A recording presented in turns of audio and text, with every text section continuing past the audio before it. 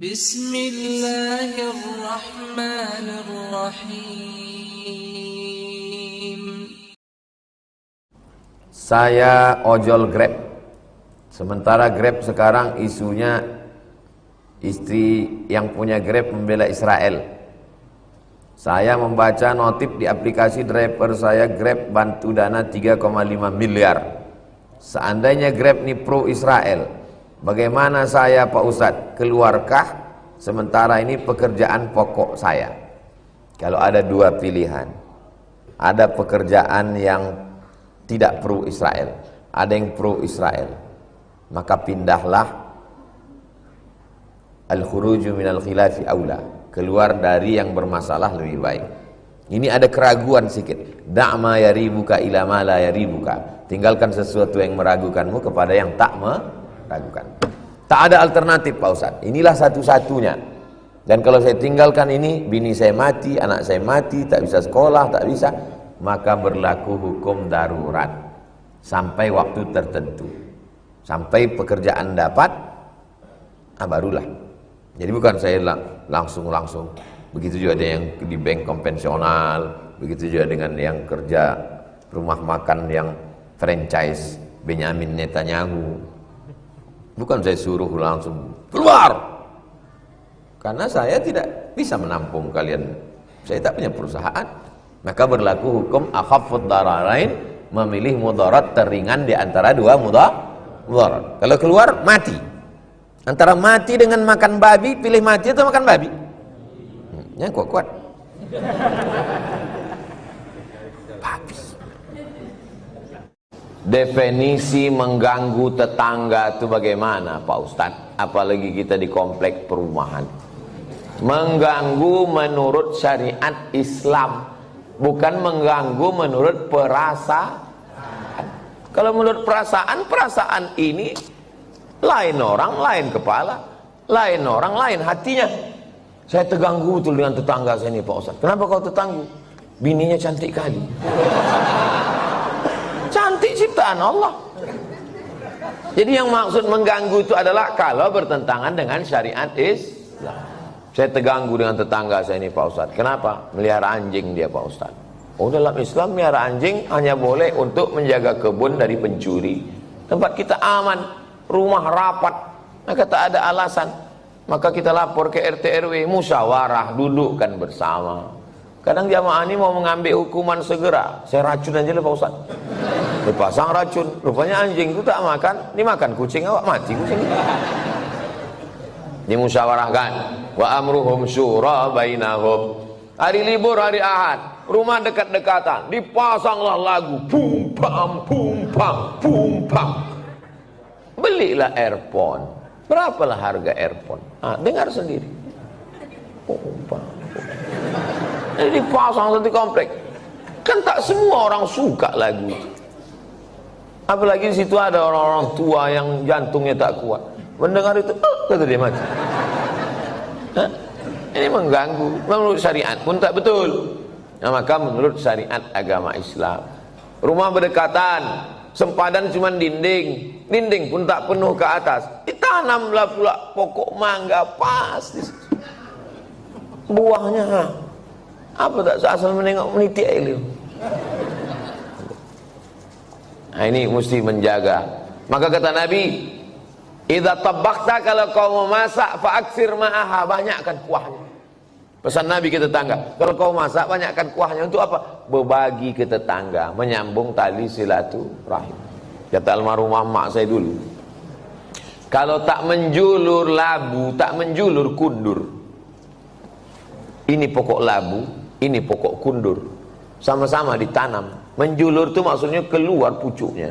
Keluar pucuk labu, keluarlah pucuk kundur. Kalau tak keluar pucuk labu, tak keluar pucuk kundur. Apa maksudnya? Kalau tak kedatang makanan kita, tak datang pula makanan orang. Halus pepatah orang. Bagikan makan. Kata Nabi kuah, tapi yang pula gara-gara ceramah ni kuah aja. Dulu sebelum Ustaz datang berbagi ayam kami, sesudah Ustaz kuah aja lagi. Gara-gara Ustaz Somad. Nah, tahadu tahabbu, saling berbagi hadiahlah kamu, maka kamu akan berkasih sayang. Malam Jumat jumpa wirid Yasin. Dulu begitu orang jumpa. Sekarang udah tak ada lagi jumpa. Jumpa pun di acara pesta nikah, walimah, udah tak bisa bertanya lagi. Dulu kau tanya, siapa menantu kau nih? Macam-macam mirip. Ini anak Pak Fulan. Oh, tak mana juga, mau balancik-lancian nih rumahnya Jawa. Sekarang tak bisa lagi ngobrol. Pas ditanya, itu anak siapa? Apa? Anak siapa? Suara musik. Bum bam, bum bam, bum bam. Tak ada lagi silaturahim. Pas ditanya, itu menantu kau. Apa? Tak ada lagi silaturahim. La salam wala kalam. Alhamdulillah, Masjid An-Najah ini tempat kita bersilaturahim. Datang ke masjid, buat wirid Yasin malam Jumat, baca Yasin habis maghrib, habis itu habis isya acara makan bersama. Tak ada duit, kumpul iuran. Di Malaysia itu setiap masjid itu ada dapurnya. Saya perhatikan tuh, setiap masjid ada dapurnya, ada dandang besar dan bisa masak. Tidak usah masak yang repot-repot, masak nasi minyak, nasi mandi. Karena ayam nyembut catus itu kumpul makan bersama. Di Malaysia itu ceramahnya tak terlalu banyak. Ceramah sedikit aja, makan yang lama. Tempat kita ceramahnya panjang. Habis selesai keluar lami kecil-kecil. Di tempat lain. Kalau di An-Najah ini tak tahu kita. Kita tengoklah. Apakah yang dilakukan Nabi sebelum diangkat menjadi Rasul disebut dengan sunnah? Lahir, dapat wahyu umur berapa? 40. Hijrah setelah 13 tahun di Makkah. 40 tambah 13? 53. Meninggal tahun 11 bulan Rabiul Awal. 4 titik. Titik lahir, titik turun wahyu, titik hijrah, titik meninggal. Apa itu hadis? Ma udhifa ila Nabi sallallahu alaihi wasallam min fi'lin aw qaulin aw taqririn aw sifati khalqiyatin aw khuluqiyatin min wiladatihi ila wafatihi sallallahu alaihi wasallam. Itu namanya hadis. Semua yang terkait dengan Rasulullah. 5. Qaulin, ucapan. Fi'lin, perbuatan.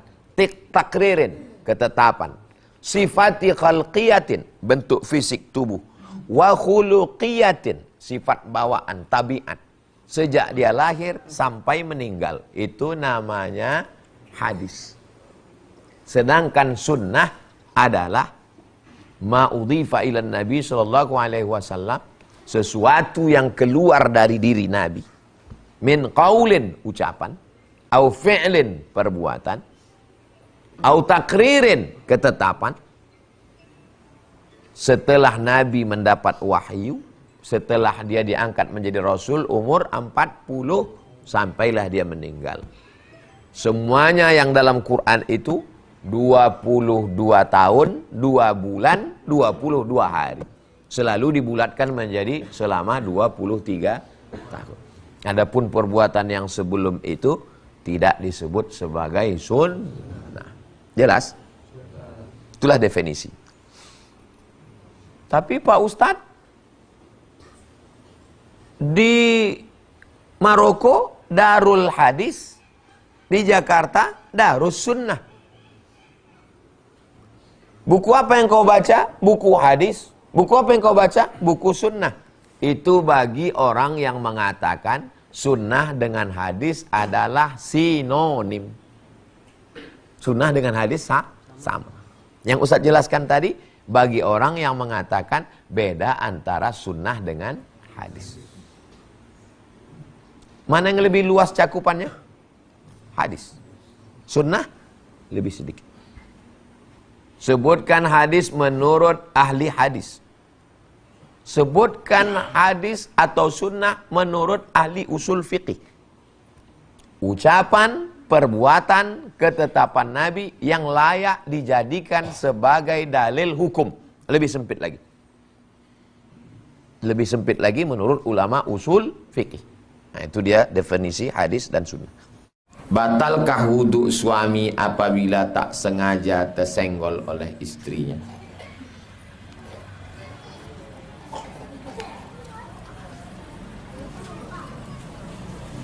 Laki-laki, perempuan, suami istri menurut mazhab Maliki tidak batal kalau tak bernafsu. Menurut mazhab Hanafi, walaupun bernafsu tak batal, karena makna aula mastumun nisa bukan menyentuh kulit. Maaf, berhubungan kelamin baru batal. Mazhab Hanafi tak batal. Mazhab Maliki batal kalau bernafsu. Mazhab Syafi'i bernafsu tak bernafsu batal. Kawan saya Muhammadiyah mau berangkat dari rumah berwudu, mau berangkat disalaminya bininya, cuk.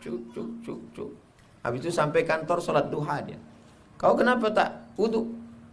Muhammadiyah pakai majelis tarjih, mentarjihkan kalau tak bernafsu tak batal. Mazhab Maliki dipakai. Saya Perti, mazhab Syafi'i. Bernafsu tak bernafsu batal. Asal udah bersentuhan sama ustazah mau mengendong sami, kena tangan, batal. Maka saya tetap ulang wudhu balik. Mau disenggolnya tetap batal. Di masjid sering kita jumpai habis kajian Ahad ada hidangan makanan dan minuman. Iya, kabarnya juga di sini juga ada. Kabarnya habis ini ada acara sarapan bersama di rumah masing-masing. Yang disediakan oleh pengurus masjid, dan uang untuk membeli makan tersebut dari uang trombol Jumat. Nggak bisa. Karena orang bersedekah bukan khusus untuk makan jamaah. Dan yang memakan itu tidak semuanya fakir miskin. Kalau mau buat begitu, buatkan satu kotak khusus. Kotak untuk makan bersama Ahad pagi. Jadi orang ketika menyumbang, dia masukkan duit itu niatnya untuk sedekah makan.